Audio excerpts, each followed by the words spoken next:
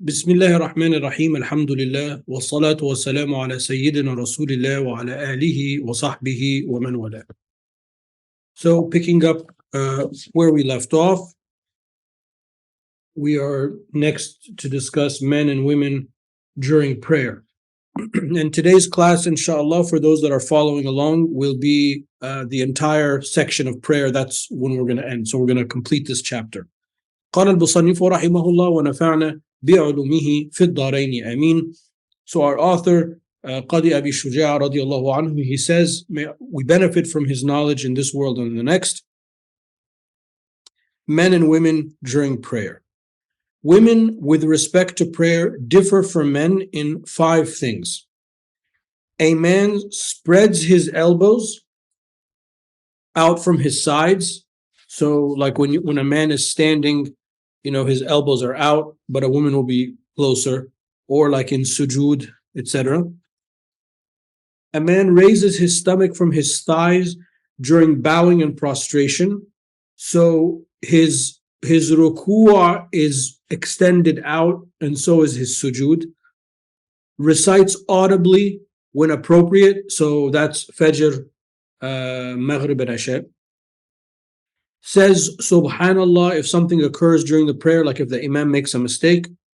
And lastly, the awra, the nakedness of a man, is from his navel to his knees, which means you have to cover above the navel and to go right below the knees.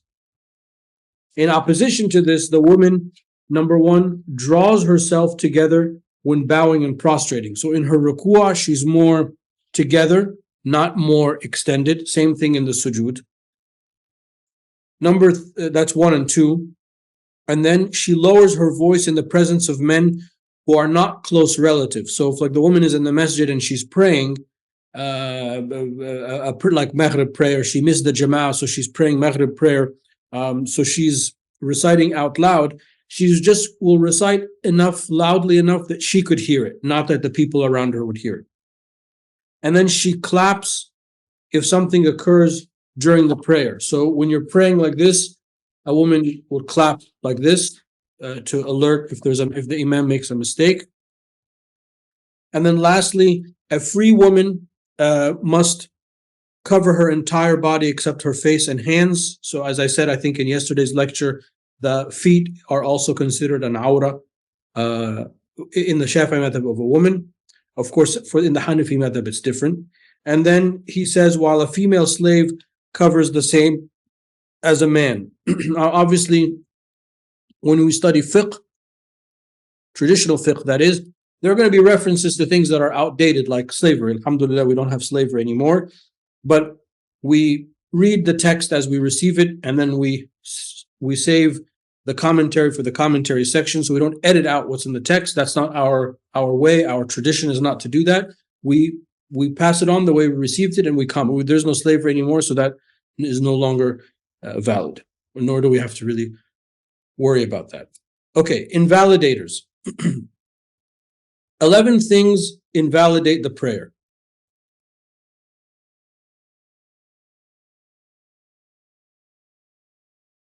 Intentional speech.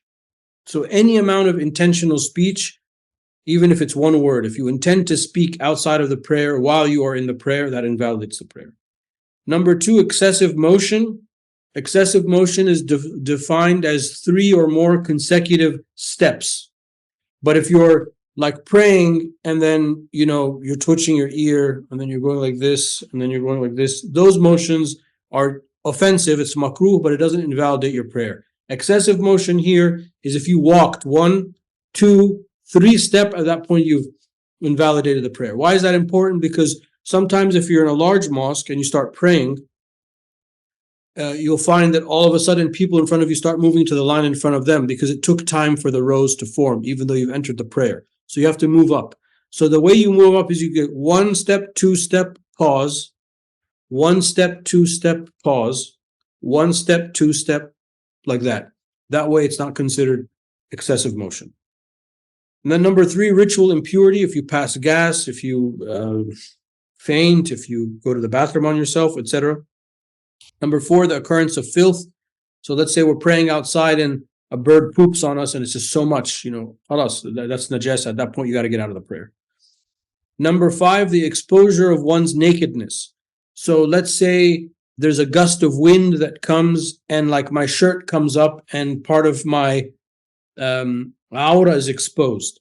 As long as I grab my garment and I cover myself right away, that's excusable. But if I'm not aware and it's like throughout the whole prayer, then I've lost my prayer. Same thing for women and their hijab. Sometimes like the wind will come up or the hijab will slip. So, they'll bring it back. That's fine as long as they do it right away. But if it's kind of constant all the time, it invalidates the prayer. Number 6 is changing the intention. So if you suddenly intend to leave the prayer, or I don't know, intend to do something else, then at that moment you've lost the prayer.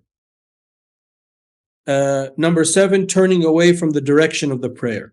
For us, the direction of the prayer, we have from here to here, we have this much discrepancy. If the qibla is straight this way, if I'm standing like this, I'm still facing the qibla. If I'm standing like this, I'm still facing the qibla. So we have about a 40-degree discrepancy. So when he says moving away from the direction, I go like this and I walk, the other opposite direction. Khalas, I've no longer.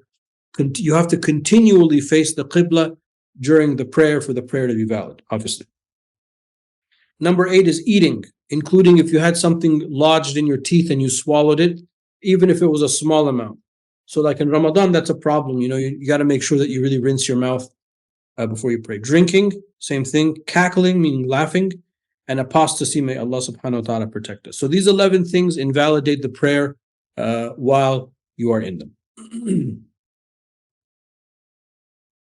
Okay, quantity of prayer elements. And this is just, I don't know, one of those things. Sometimes the fuqaha, they like to provide numbers as a way for the student to memorize. There are 17 obligatory rak'at, the 2 of the Fajr, 4 of Dhuhr, 4 of Asr, 3 of Maghrib, 4 of Isha, that's 17.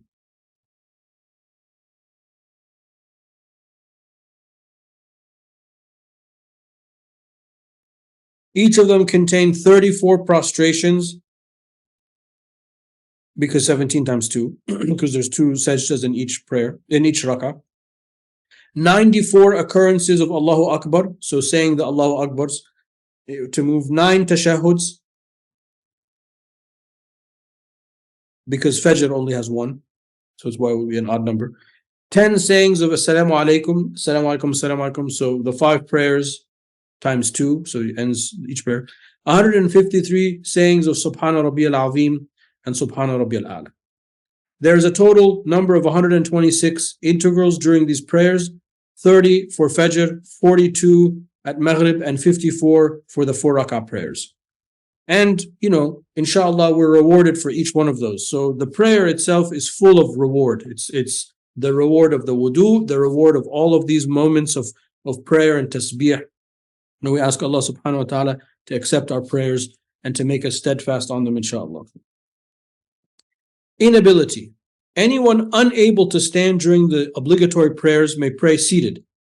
It is also, if also unable to sit, one may pray lying on one side. Remember yesterday I said, unable to, meaning in a normal physical situation, you can't. Right now, I can stand up and pray, but even though I'm sitting. So I can't say, I can't stand up because I'm inconvenienced. That's not what he means. He means physically you are encumbered from standing up. There's a physical problem. Not that you are momentarily incapacitated to stand up because you're in a car or in a seat or something like that. So that's something I need to emphasize. Okay, forgetfulness during prayer. There are 3 types of actions that might be omitted in the prayer. An obligatory act, a recommended act, and a lesser recommended act, right? These are the 3 things that we talked about in yesterday's class that make up the prayer. Obligatory act. So if you miss one of the arkan, the prostration for forgetfulness does not take its place. Instead, if one remembers it soon after its omission, one performs the action and continues a prayer and makes a prostration for forgetfulness. So basically, if you miss one of the arkan, you have to go back and do it. So let's say I'm standing, وَلَضَّالِّينَ آمين, and then I say Allahu Akbar and I go to sujood. What did I miss? I missed 2 obligatory acts. I miss ruku' and I miss standing from the ruku'. So that means when I'm in sujood, maybe someone behind me is like, subhanallah, subhanallah, or the women are clapping, or I remember, I said, oh, I say Allahu Akbar and I stand up again, and then Allahu Akbar to go into ruku'ah. So you got to go back to catch what you missed because the prayer is not valid without it. And then at the end of the prayer, you can do the two sajdah is sahu. He will describe that at the end. Now, what happens if you forget a sunnah, the recommended act? We said there are two sunnahs in the Shafi'i madhab for the prayer. The second rak'ah tashahhud and dua al-qunut after the second rak'ah of salatul fajr. In this case, one does not return to a recommended action after engaging in the obligatory action. One does, however, make a prostration of forgetfulness for its omission. So if I'm coming up from sujood in the second rak'ah of dhuhr, and instead of sitting, I go straight up. As I stand up, I remembered I just missed the tashahhud. I can't go back because now I am engaged in the next obligatory act, which is standing. So you cannot leave an obligatory act to go to a sunnah act. So in that case, you have missed it. And that's okay. It doesn't damage the prayer, but you do the two sajdatay sahw, the two sajdas of sahw after the prayer. Again, he'll describe it shortly. And then the hayat, the lesser recommended action. One does not return to a lesser recommended action after its omission, nor do you make a prostration for forgetfulness for its omission. If you forget it, then you've just forgotten it, you've just lost the reward, you keep going. If one has doubts concerning how many rak'ats one has completed, one takes the certain number, which is always going to be the lesser number, prays the rest of the fard, and performs the prostration for forgetfulness. So, am I in the second rak'ah or the third rak'ah of Asr?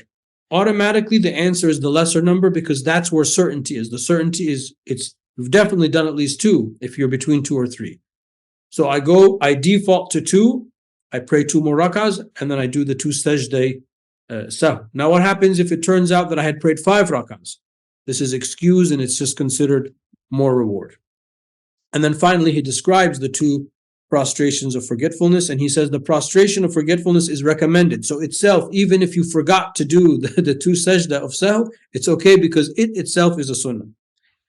And the location or the time of the prostration for forgetfulness is before saying assalamu alaikum. So you're sitting for the tahiyyat, you finish the tahiyyat, before you say assalamu alaikum, Allahu Akbar, you go down, sujood, Allahu Akbar, Allahu Akbar, a second one, Allahu Akbar, Assalamu alaikum wa rahmatullah, Assalamu alaikum wa rahmatullah. Okay, times when prayer is unlawful. It is unlawful to perform a prayer that lacks a cause, concurrent with or arising prior to the prayer's performance during 5 times. I'll explain that in a second. Well, let me explain it now. So this is called mutlaq as-salah. So I have no reason to pray. I just feel like praying. If I just feel like praying, there are 5 times that I have to avoid. But if there's a concurrent reason or a previous reason why I'm going to say this prayer, then these 5 times don't count. Such as I come into the mosque, I want to pray the 2 rak'ahs to greet the mosque. Now, there's a reason why I'm praying, which is to pray the 2 rak'ahs to greet the mosque. So that's concurrent. Or I have not prayed the last fard. So now I need to stand and pray the last fard. There's a previous reason why I want to pray. But I'm just feeling good and I want to connect with Allah Ta'ala and I'm just going to pray lillah. These are the 5 times you can't do that in. The first one, after Fajr prayer, before the sunrise. So after you finish this Fajr prayer, there is no prayer with one exception, which is if you did not pray the 2 sunnahs before Fajr, in the Shafi'i madhab, you can pray the 2 sunnahs before Fajr, after Fajr. So you walk into the mosque and they're praying the fard for Fajr, you join the Fajr, you join the Salah, then you can salam, you can stand up and do the 2 sunnah. That's how important the sunnah of the Fajr, and there's hadith evidence to that. But other than that, you can't. You just sit and you wait, you do dhikr or read the Quran or review your knowledge that you're studying until the sun rises.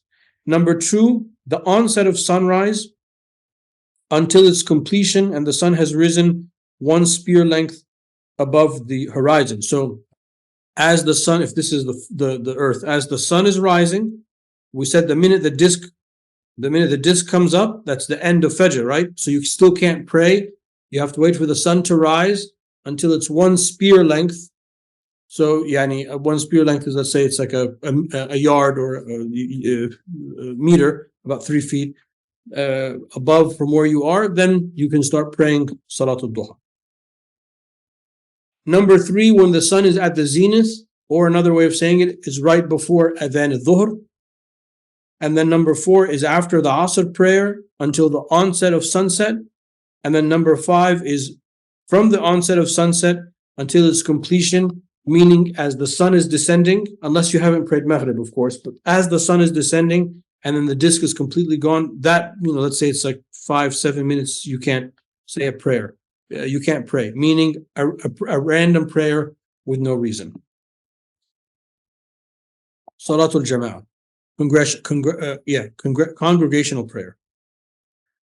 Congregational prayer is an emphasized sunnah mu'akkada. Followers must intend to follow, but it is not required that the imam intend to lead. So you want to join the jama'ah, you have to intend to join the jama'ah. But if I stand in the mosque and I'm praying by myself, and then somebody comes and prays behind me, that's valid, even though I didn't have the intention to be an imam, I was just praying. It is permissible and valid for someone who is free to be led by a slave, and for one who is mature to pray behind an adolescent. Meaning, what matters is that the person can recite the prayer properly and at least recite Surah Al-Fatiha correctly according to Arabic grammar and proper tajweed. That's the person that has the right to pray, or that's what makes the prayer valid. It doesn't matter if they're a slave in the time when they were slaves, or a young person, etc. It is not valid for a male to be led by a female, nor for one who reads the Fatiha correctly to be led by someone who does not. Wherever one prays in a mosque behind the imam, while aware of the imam's prayer, the prayer suffices, provided one does not advance closer to the direction of prayer than his imam. So if the mosque is huge, but there's like a sound system and you're inside the mosque, as long as you are aware of the imam's movements and you can follow the imam, your prayer is valid. You don't have to go to the last line and join. You can have a break in the line and pray in the back of the mosque, for example, if you wanted to. Like, let's say you parked illegally and you really want to join the jama'ah, so you park illegally, you just step inside the mosque and you say Allahu Akbar so you can pray, even though there's 100 feet between you and the next line. That prayer is valid as long as you can follow the imam, but you can't pray in front of the imam in the Shafi'i madhab. However, if we're outside, there's a limit to how the distance. If the imam prays inside the mosque and the followers pray behind and close outside, it is permissible, provided that the follower is aware of the imam's prayer and there's no barrier between them. What is that distance? That distance is 144 meters. So if there is a break in the lines inside and outside the mosque, as long as there's no barrier but there's a break, the break cannot exceed 144 meters, which is that's a lot. If you do, then khalas, you can no longer join that jama'ah. Okay, travelers. Travelers are entitled to shorten the prayer, consisting of 4 rak'ats to 2 rak'ats, provided 5 conditions are met. Number 1, the journey itself does not entail disobedience. So you're not going to travel for a haram purpose. I'm going to Las Vegas, to have a gambling weekend with the buddies. That travel is haram. I'm going to Las Vegas to attend a conference, a medical conference, and I happen to gamble. Well, the gambling is haram, but that travel is not haram. That travel is valid, and there was a disobedience inside the travel. So here, the first condition is the whole travel itself can't be for something haram. Number 2, the distance of the journey is at least 16 farsakh, which is about 81 kilometers. So that's the distance. If the distance between origin and destination is 81 kilometers or more, then that's a valid distance that you can shorten the prayer. Number 3, the prayer being performed normally consists of 4 rak'ahs. So you can only shorten Dhuhr, Asr, and Isha. You can't shorten Fajr and Maghrib. And the intention to shorten the prayer is concurrent with the opening Allahu Akbar. So you can't say Allahu Akbar and start be like, oh, you know what, I'm traveling, I'm going to pray only 2 rak'ahs. that you can, in that case, you have to pray 4 rak'ahs. So you have to have the intention as you start the prayer. And then number 5, the one shortening the prayer does not follow a resident or a traveler who's not shortening the prayer. So if I want to shorten my prayer and I go to a mosque, a local mosque where I'm traveling to, for Dhuhr prayer, the Imam is going to pray 4 rak'ahs.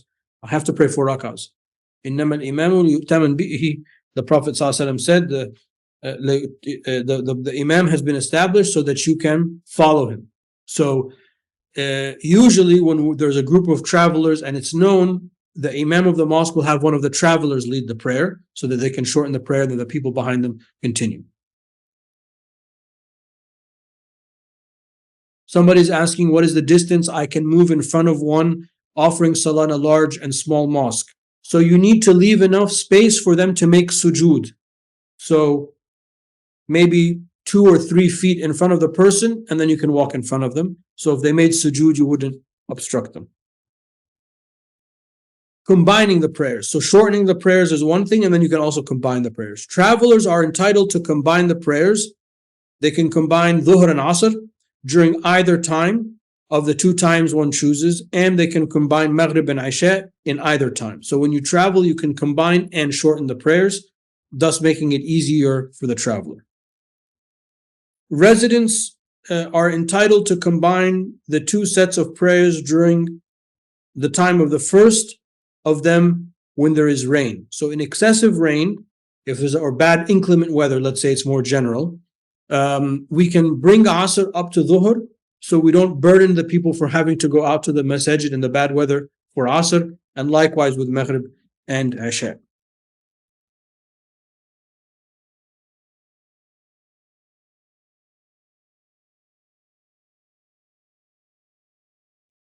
He doesn't mention it, but I want to mention it to you here, or else it won't make any sense.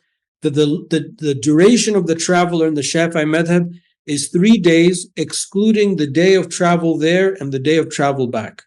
So if you are traveling, like let's say I'm in Cairo and I'm traveling to Paris, and I'm going to be in Paris for 2 weeks. The minute I land in Paris, I'm no longer a traveler. I have to pray the full rak'ah prayers, because the maximum travel is the day of travel plus 3 days at your residence or the place where you're staying, and then to travel back. So 5 total days. If you're going to be at that place longer than 3 days, then in the Shafi'i madhab you are no longer a traveler, you become a resident. Okay, Salatul Jumu'ah, Friday prayer.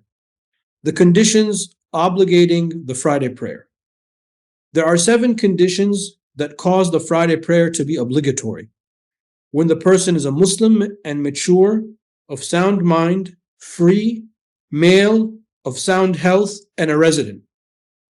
A sick person doesn't have to go, a woman doesn't have to go, a child doesn't have to go, a traveler doesn't have to go, etc.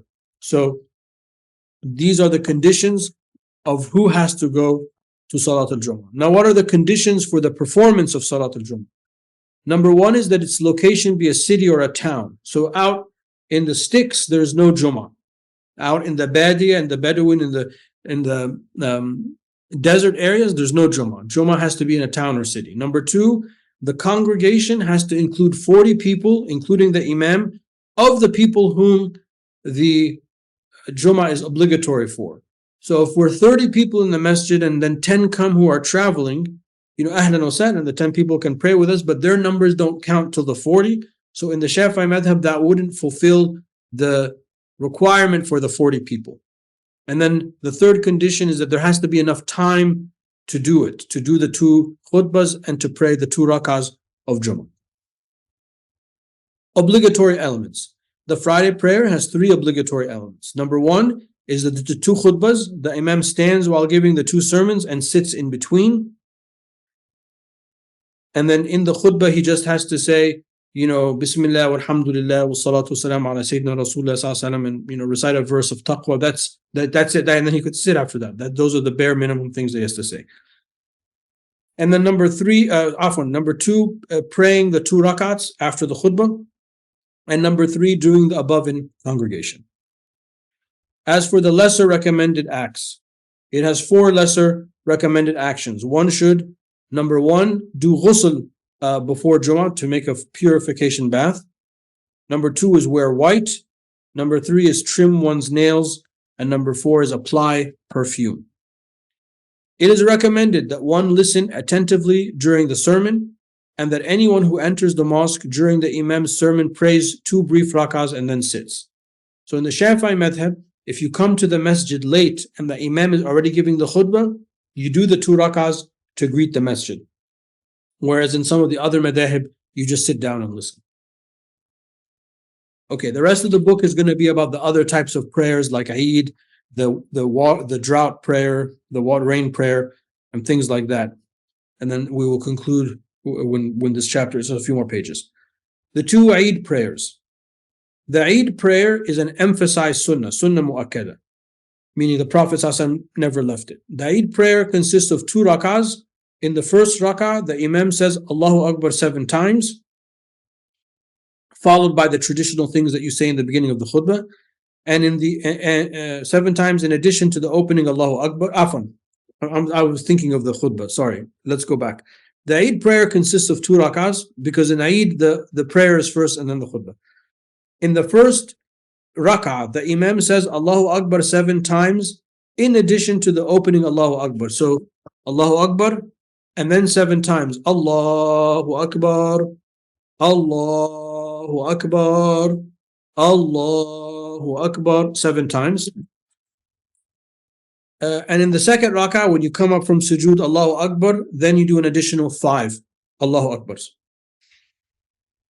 Then after that, the Imam gives the 2 sermons and he says Allahu Akbar 9 times in the beginning of the first sermon and 7 times in the beginning of the 7 times in the beginning of the second khutbah. One says the customary litanies, takbir, starting at the sunset preceding each Eid. So for Eid al-Fitr, when we break our fast for the last day of Ramadan, after we break our fast, we do the takbir. Allahu Akbar, Allahu Akbar, Allahu Akbar, La ilaha illallah, Allahu Akbar, Allahu Akbar, walillahil hamd, so on and so forth. We start at the sunset before each Eid, continuing until the Imam commences the Eid prayer. So you can do it all the way through up until right before the Imam begins Salatul Eid. That's in Eid al-Fitr. And then in Eid al-Adha, one says this after the obligatory prayers during the day of Arafah, which is the 9th of Dhul Hijjah, the day before Eid. And then continuing all the way until Asr prayer on the last day of Tashriq, which is the 13th of Dhul Hijjah. So the 9th, 10th, 11th, 12th, and the 13th of Dhul Hijjah up until Asr prayer. So for those 4.5 days, after each Fard prayer, we are doing the takbirat for Eid al-Adha. And that's why we usually refer to it as Eid al-Kabir, or the bigger Eid than Eid al-Fitr. The eclipse prayer. The eclipse prayer is also an emphasized sunnah, and it is not made up if missed. 2 rakahs are prayed during the solar and lunar eclipse. Each rakah contains 2 standings where the Imam lengthens the recitation and 2 bowing wherein saying Subhanallah is prolonged, though it is not prolonged during the prostration. Meaning, each rakah has 2 ruku'as. So Allahu Akbar, Bismillah, you say the Fatiha, and then you say a long surah because the prayer is supposed to last the duration of the eclipse. Say a long surah, Allahu Akbar, Subhana Rabbiyal Azim, Subhana Rabbiyal, and then you do a long Subhana Rabbiyal Azim, and then Sami Allahu liman hamida, and then you do another Fatiha, long surah, Allahu Akbar, go into ruku' again, Sami Allahu liman hamida, Allahu Akbar, and then you go into sujood. So each rak'ah has 2 ruku'as in it. And the recitation and the ruku' are supposed to be long because the prayer is supposed to last the duration of the eclipse. Then after that, the Imam gives 2 sermons. The prayer for the solar eclipse is silent, and the one for the lunar eclipse is audible. The rain prayer. In the book that I have, it's called drought, but it's called Salatul Istisqa. Istisqa means asking for rain. We do this when there is a drought, so it should be called the rain prayer. The rain prayer is recommended. The Imam here is the political leader, right? The Sultan, the Khalifa, whatever. The Imam orders the people to repent, to give charity, cease being oppressive, seek reconciliation with enemies, and fast for 3 days. Right, so this is a big government directive that the whole country, the whole town needs to go into a state of tawbah and charity and fasting for 3 days. Then the Imam goes out with them on the 4th day and they wear their work clothes. So unlike Eid and Jummah, you don't wear your nice clothes, you wear your work clothes. You are quiet and humble. Then the Imam prays 2 rak'ahs with them, similar to the Eid prayer. After the 2 rak'ah, he delivers a sermon and reverses his cloak. So his outside abaya or jubba, he takes it and he wears it inside out, right? To look goofy, to humble yourself, Allah subhanahu wa ta'ala. And then he makes a supplication and asks for forgiveness.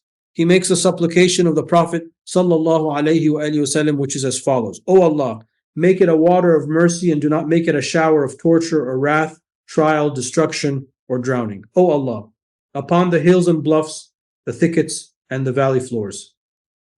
O Allah, around us and not upon us.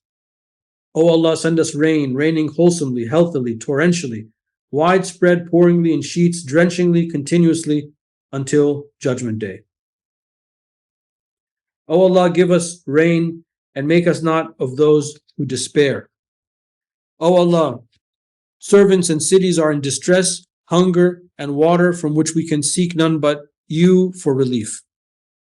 O Allah, make the crops grow and the milk of the livestock flow, and send down the blessings of the sky upon us, and bring forth for us the blessings of the earth.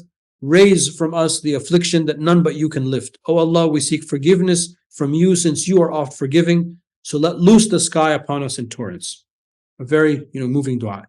Those who attend the prayer wash in the valley if it flows, and say Subhanallah for thunder and lightning. So this is a very elaborate prayer, right? It's like a 4-day thing where we have to go into a state of atonement and tawbah and repentance and being on our best behavior, fasting, do all that we can so that on the 4th day we can ask Allah Ta'ala for this rain. And then the last prayer to discuss is the prayer of fear, Salatul Khawf. And there are 3 forms of prayer during peril or immense fear. And all of these come from the different hadith of the Prophet ﷺ, and he prayed these different types of prayers in different battles. You can read about them when you dive into the hadith literature and the maghazi, you will find these stories. The first form occurs when the enemy is not located in the direction of prayer. So for these examples, the camera that I'm looking at is going to be the Qibla. So this is the Qibla, but the enemy is over here to my, to this side. This is my left. In this case, the Imam divides the troops into 2 groups. One stands facing the enemy, while the other stands behind him in prayer. Then the Imam prays 1 rak'ah with the group that is behind him. And then he prolongs the prayer.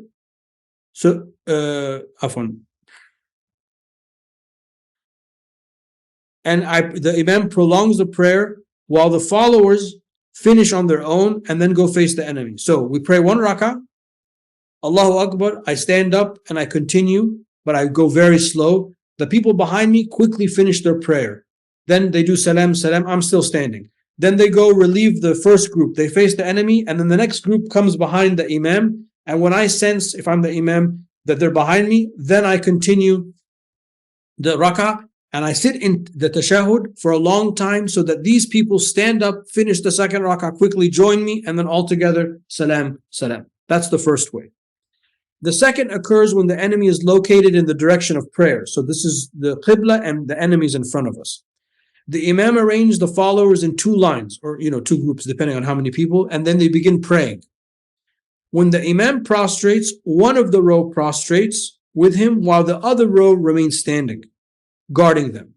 When they rise, then the row that remains standing prostrate and catches up, and so on and so forth until the end of prayer. So it's just a staggered prayer.